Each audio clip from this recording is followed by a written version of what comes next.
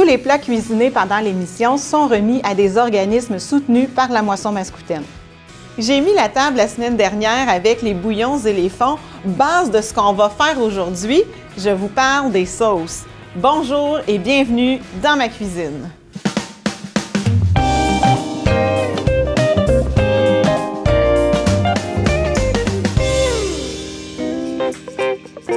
Donc aujourd'hui, on va parler des sauces et je vais exclure de ce sujet-là aujourd'hui toutes les sauces froides comme les mayonnaises, les vinaigrettes.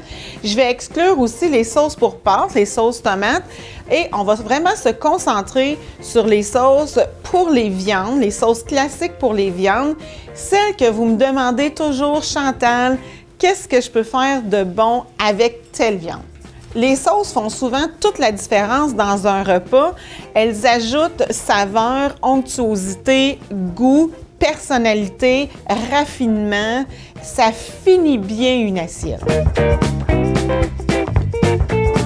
Dans la grande famille des sauces, on retrouve les sauces blanches, les sauces brunes, les sauces émulsionnées chaudes et les sauces émulsionnées froides. On retrouve aussi les vinaigrettes, les aigres douces, les sauces plus ethniques, je vais dire, comme la sauce soya, comme le miso ou des trucs comme ça. Les sauces représentent une partie capitale de la cuisine. Ce sont elles qui ont été créées et maintenues jusqu'à aujourd'hui l'universelle pondérance de la cuisine. La base fondamentale de toutes les sauces, c'est le travail de leur base. Ce sont les fonds, ce sont les bouillons, ce sont la qualité de tous les aromates que vous allez mettre dedans.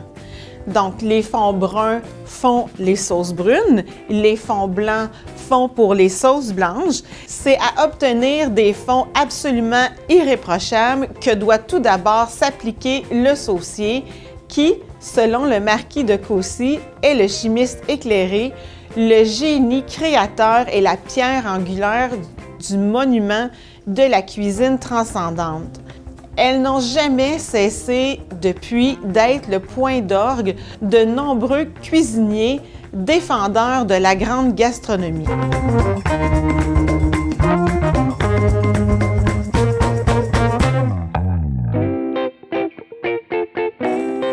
Pour la demi-glace, vous allez avoir besoin de 3 cuillerées à table de beurre, 2 cuillerées à table et demie de farine, 2 tasses de bouillon ou de fond, du sel et du poivre. Puis pour enlever l'âcreté, si vous voulez ajouter une touche de miel, ça va être parfait. Je vais enlever le gras, il n'y en avait vraiment pas beaucoup, c'est vraiment un très beau fond. On voit que c'est assez... pour vrai, c'est assez épais quand je passe dedans, là, c'est pas clair comme de l'eau. Même s'il en reste un petit peu, c'est pas très grave, hein, parce que plus qu'il y a de gras dans une sauce, plus que ça lui confère de l'onctuosité. Et je vais me mesurer 2 tasses pour que... puis je vais la faire chauffer. Ça travaille toujours mieux quand notre bouillon est chaud.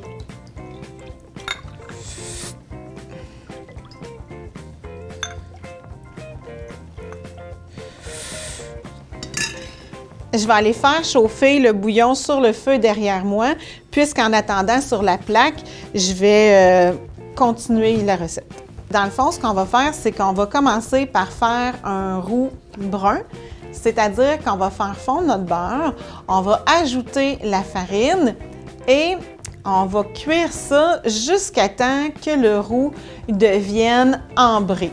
J'ai eu la très grande chance dans ma vie d'aller faire mes stages de cuisine en Europe. Et on m'a montré à cette époque-là qu'il y avait 3 façons de faire un roux brun. Alors, on peut faire brunir notre beurre et ensuite mettre la farine pour venir faire notre roux. On peut aussi faire griller notre farine pour ensuite faire un roux avec un beurre fondu et la farine grillée. Et il y a la 3e façon, celle que je vous montre aujourd'hui, c'est de faire cuire le roux plus longtemps dans la casserole. Combien je mets de farine pour avoir une belle texture pour une sauce?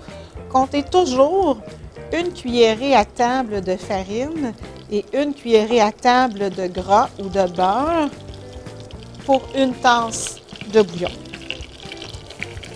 Et voilà. Fait que là, et ça, on va faire cuire ça jusqu'à temps que ça devienne ambré. Là, si vous avez une plaque à induction, là, pas à maximum, hein, prenez le temps. Puis parce que quand ça brûle vite. Puis on ne veut pas que ça brûle vite parce que plus c'est foncé, plus c'est âcre comme saveur. Et voilà. Donc ça, moi, c'est à mon goût. Je vais ensuite changer d'arme. Je vais prendre le fouet. Je vais verser. On fait toujours attention quand on fait ça. Un premier jet.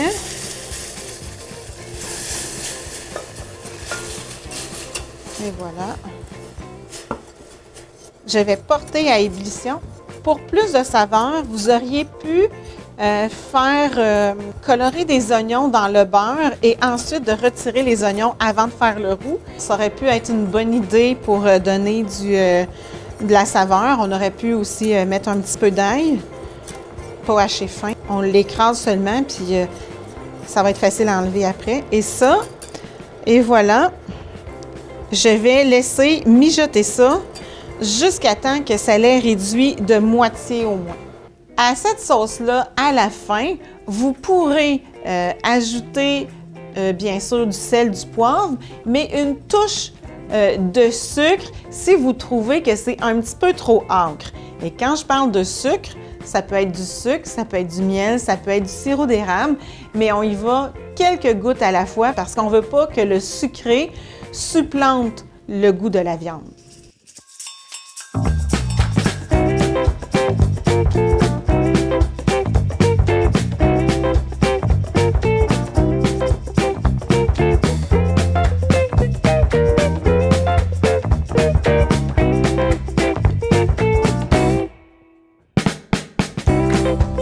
Il faut noter que les demi-glaces peuvent être faites à base de toutes sortes de fonds. Alors, ça peut être un fond de volaille foncé parce que si on fait rôtir les os de la volaille, ça va nous donner un fond un peu plus foncé. Ça pourrait être aussi une demi-glace de fumet de poisson, de crustacés, ou est-ce que là, ça va être un fond de crustacés qu'on va avoir épaissi avec un roux brun et qu'on va avoir laissé réduit. On peut aussi effectuer une demi-glace de légumes en faisant rôtir nos légumes au four, en faisant un beau bouillon avec ça. Et quand c'est filtré, on lit ça avec un roux brun et on laisse réduire encore une fois. La sauce demi-glace est une base de nombreuses sauces, dont par exemple, la sauce bordelaise, ça c'est une demi-glace à laquelle on a ajouté une réduction de vin rouge, de la moelle d'os, du persil et du beurre. Voici donc quelques sauces de base. Alors si on commence par les émulsifier, on commence par la sauce hollandaise. L'émulsification, ce que ça veut dire, c'est l'intégration de 2 composantes qui normalement se mélangeraient pas. Donc, dans une sauce hollandaise, c'est un jus de citron qui ne se mélange pas avec un beurre fondu et c'est le jaune d'œuf qu'on va mettre comme émulsifiant qui va réussir à faire ça. C'est une sauce qui est montée à chaud. De la sauce hollandaise, qui est notre sauce de base, on pourrait par exemple faire une sauce maltaise en ajoutant tout simplement un petit peu de jus d'orange et du zeste d'orange. Si on vous parle d'une sauce veloutée, alors la sauce veloutée, c'est un fond blanc ou un bouillon blanc, un bouillon de poulet ou un bouillon de veau, par exemple, qu'on va avoir épaissi avec un roux blanc, c'est-à-dire comme vous faites une béchamel, alors qu'on va avoir épaissi avec un roux blanc. De la sauce veloutée, vous allez avoir la sauce suprême, par exemple, auquel on va avoir ajouté de la crème. Ce qui est important de bien maîtriser dans les sauces, c'est la confection de notre roux, qu'il soit blanc ou qu'il soit brun, et de respecter les réductions qui sont nommées et les techniques aussi. Les sauces de base peuvent être transformées par des applications de techniques ou par l'ajout d'autres ingrédients. On appelle ces sauces-là des sauces dérivées. Des sauces dérivées, on peut décliner d'autres sauces comme la sauce albufera. On va nommer ces sauces-là les sauces intermédiaires. C'est généralement le fond qui va apporter les arômes de base, les notes de fond qu'on va structurer par la suite pour leur donner une personnalité. De la douceur, de la fraîcheur, de l'onctuosité, de la tonicité par exemple.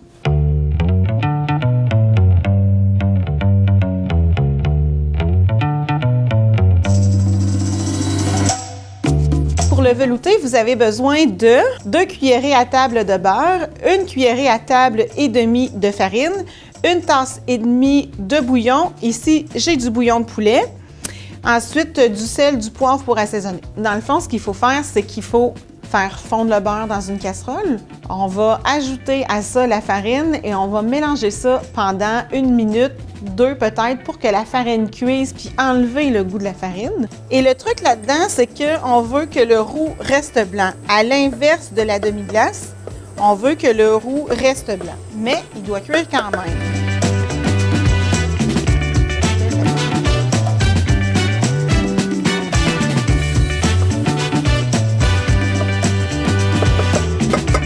Je vais changer d'instrument et je vais mettre le bouillon en fouettant.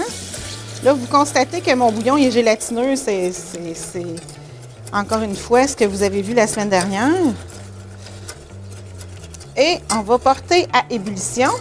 Si vous voulez une sauce un peu plus épaisse et un peu plus nappante, c'est-à-dire qu'elle va vraiment enrober votre cuillère, là, ma sauce ici, elle est nappante, mais pas trop, juste un peu. Fait que, tu sais, s'il en reste plus il en reste épais sur la cuillère, plus c'est nappant.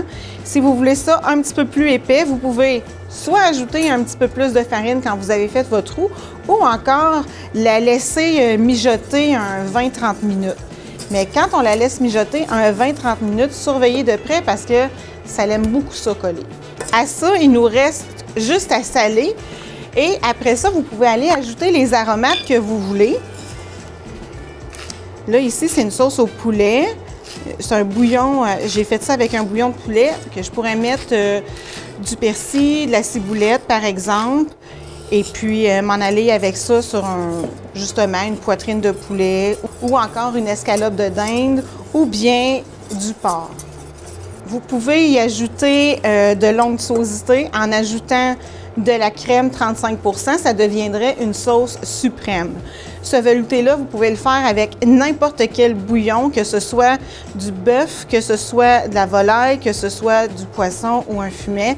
Ça fait toujours quelque chose de parfait. Il va vous rester à rectifier votre assaisonnement. Si jamais il vous arrivait d'avoir manqué un petit peu votre coup, puis qu'il y ait des grumeaux dans votre sauce, c'est quelque chose qui peut arriver, puis il ne faut pas s'en faire avec ça. Vous avez 2 solutions. Alors, soit vous passez un pied mélangeur dedans pour éliminer tous les grumeaux, ou soit vous passez votre sauce au tamis.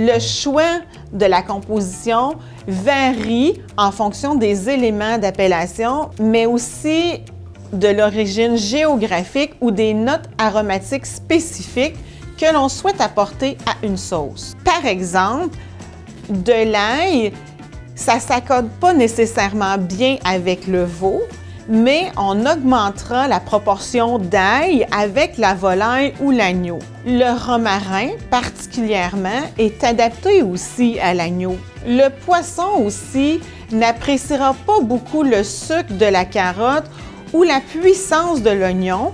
On préférera par contre lui adjoindre du fenouil ou de l'échalote qui ont un goût beaucoup plus doux. Les sauces brunes sont caractérisées par leur couleur sombre et leur consistance nappante et sont réalisées toujours à base de bouillon ou de fond de viande.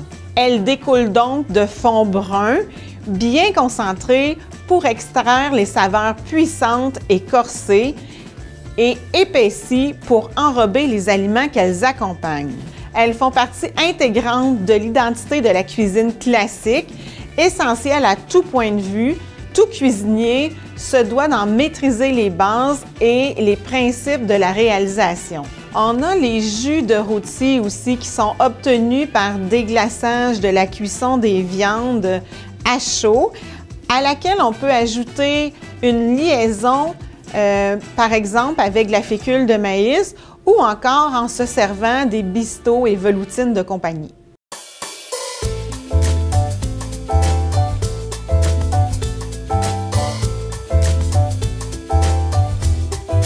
Pour la sauce au poivre, vous allez avoir besoin de un petit peu d'huile végétale, une échalote française ou un petit oignon ciselé, une gousse d'ail hachée, 2 cuillerées à table de poivre en grains, 3 onces de vin rouge, de madère, de bière ou de cognac ou de brandy ou ben pas d'alcool pantoute, une tasse de fond brun, une demi-tasse de crème à 35 % et du sel. Alors, pour faire cette sauce-là, c'est une sauce qui est sans liaison à la farine ni à la fécule. C'est juste la crème qui va faire en sorte qu'on va aller chercher l'onctuosité et la texture désirée. Dans l'huile, je vais faire suer l'oignon et l'ail. Et là, je ne veux pas que ça caramélise au fond. Fait que c'est sur un feu moyen, pas trop fort. Je vais ajouter le poivre.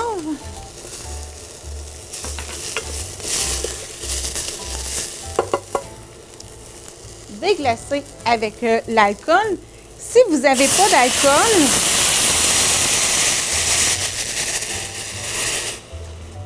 vous pouvez même flamber si vous voulez à cette étape-là. C'est très impressionnant pour la visite. Et je vais laisser réduire ça presque à sec. Donc, la réduction vient permettre de concentrer vraiment toutes les saveurs. Alors, vous voyez que c'est bien réduit. Il ne reste presque plus rien dans le fond. Et là, je vais venir ajouter mon bouillon. Dans les ingrédients, je vous ai dit du fond, mais si vous avez juste un bouillon de bœuf, c'est parfait. Là, cette recette-là, on l'a fait pour une viande rouge, pour un bœuf plus particulièrement. Mais si vous pourriez faire exactement la même chose avec un bouillon de volaille et du vin blanc, la sauce au poivre crémée et tout, pour qui va venir accompagner, encore une fois, le poulet ou ça pourrait être aussi du porc. Puis, au lieu de mettre du poivre, si vous voulez faire... Je recommence ça.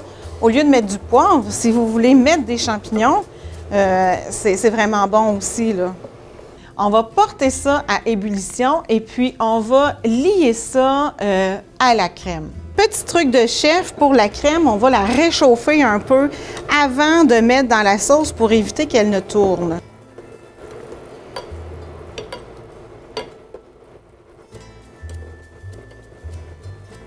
Il ne faut pas oublier que dans ce cas-ci, la crème est censée donner beaucoup de structure à la sauce.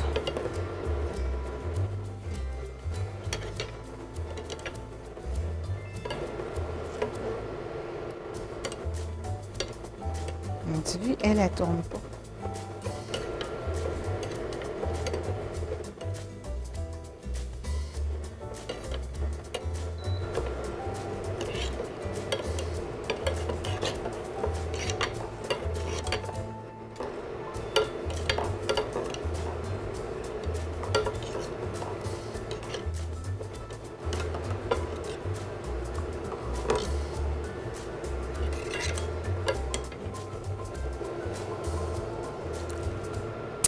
On va constater que là, la sauce est encore assez liquide. On va la laisser mijoter jusqu'à ce qu'elle ait la texture qu'on désire. Et ensuite, on va la saler. Parce que si on la sale maintenant, on risque de concentrer trop le sel puis que ce soit désagréable. C'est bien important de saler vos sauces en fin de cuisson parce que comme il y a des réductions, le sel pourrait avoir un goût trop intense si vous l'aviez mis avant.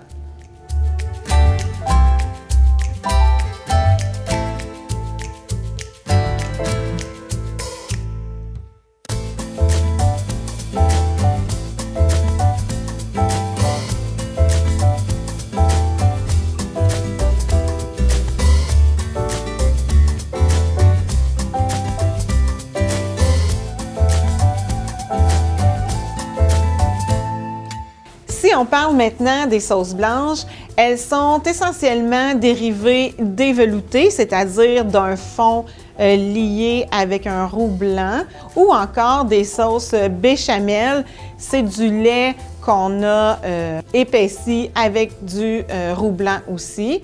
On classifie également dans cette famille les sauces crémées et réalisées par une réduction. Dans les sauces blanches, on retrouve la sauce vin blanc qui est différente un petit peu des veloutés et des béchamels. Elle est préparée à partir d'un fumet qui a servi à la cuisson d'un poisson. Dans le fumet de poisson, et on va avoir mis du vin blanc. Et cette sauce de base-là peut aussi être additionnée de crème fouettée ou d'une sauce hollandaise. Dans ces cas-là, elle est plutôt utilisée pour gratiner des filets de poisson. La sauce Soubise, ça c'est notre dernier type de sauce blanche de base.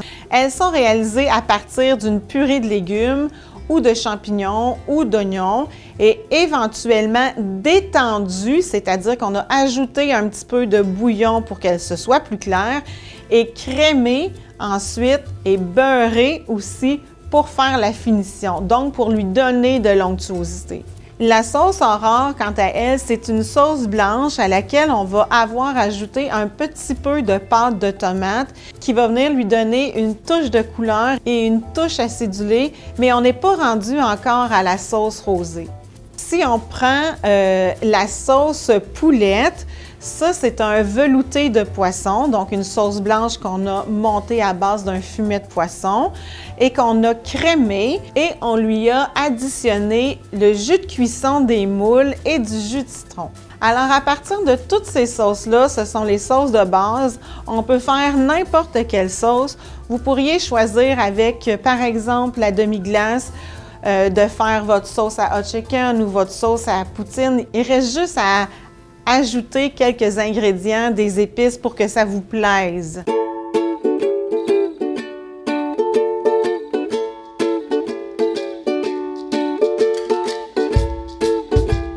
Pour la sauce béarnaise, on a besoin de 1/4 de tasse de vinaigre de vin blanc, une demi-tasse de vin blanc aussi, 2 échalotes françaises ou un petit oignon ciselé, une demi-cuillerée à thé d'estragon séché, 4 jaunes d'œufs, 3/4 de tasse de beurre fondu, une cuillerée à thé d'estragon séché, du sel et du poivre. Dans une casserole, on va porter à ébullition le vin, le vinaigre de vin, l'ail et l'estragon. Ça va conférer vraiment tout le goût vraiment particulier de la sauce béarnaise. Le vinaigre de vin, pardonnez-moi, il est rouge, mon vinaigre de vin, mais j'avais plus de blanc. Mais ça va faire le travail quand même, ça va juste changer un petit peu la couleur de la sauce. Et je vais faire réduire jusqu'à temps qu'il reste entre 1/4 de tasse et 3 cuillerées à soupe à peu près.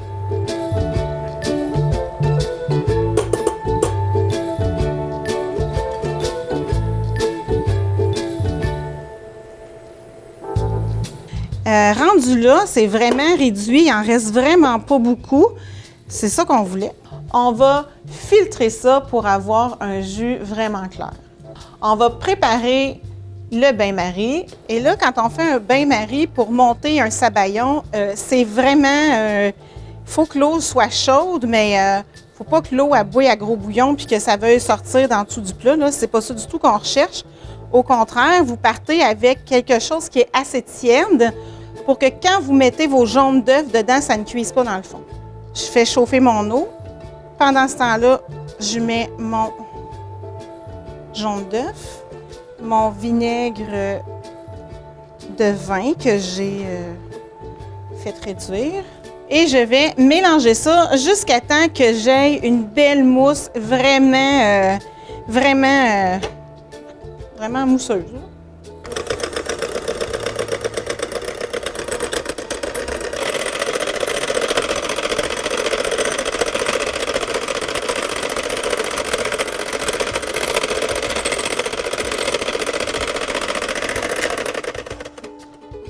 Et voilà, quand c'est vraiment mousseux comme ça, on va retirer le bol du feu. Hop,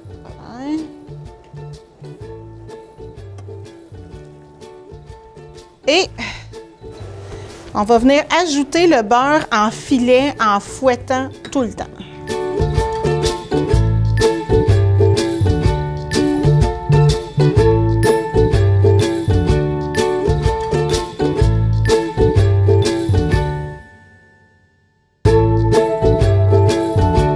Et voilà, elle est magnifique. Tout ça, c'est possible à la main, c'est juste que ça prend beaucoup de vigueur. On est rendu ici à l'assaisonner, donc on va saler, poivrer et ajouter encore un petit peu d'estragon. Avant de saler, je vais goûter.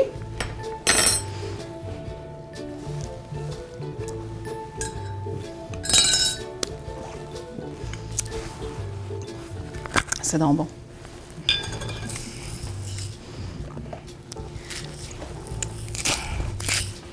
Et là, bien qu'on pense que ce soit une sauce légère, à la quantité de beurre qu'il y a là-dedans, vous constaterez que c'est pas léger du tout.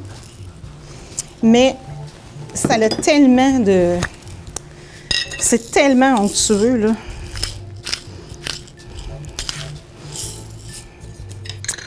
Là, je pense qu'ici, c'était une cuillère à thé. Et voilà. Au moment de servir, vous allez la mettre sur votre bain-marie pour la réchauffer au bain-marie. Si vous trouvez que votre sauce béarnaise elle est un petit peu trop épaisse, vous pouvez l'éclaircir avec un petit peu d'eau. Et n'oubliez pas, cette sauce-là ne doit jamais bouillir non plus.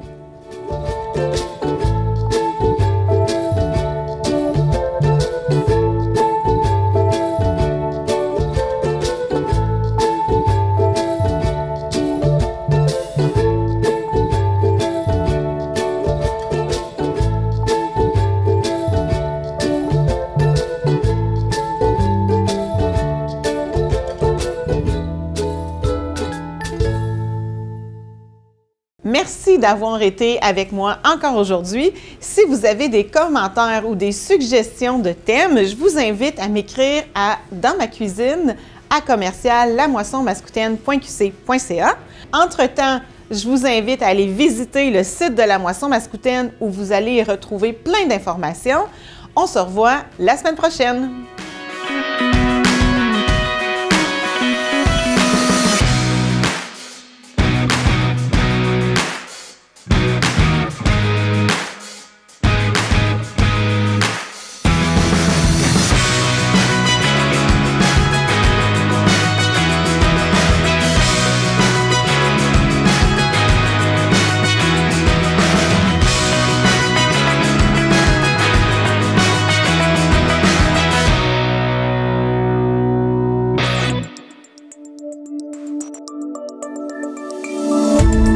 Cette émission d'Accès est appuyée par Cogeco et est rendue possible grâce à la collaboration de la communauté avec Nous TV.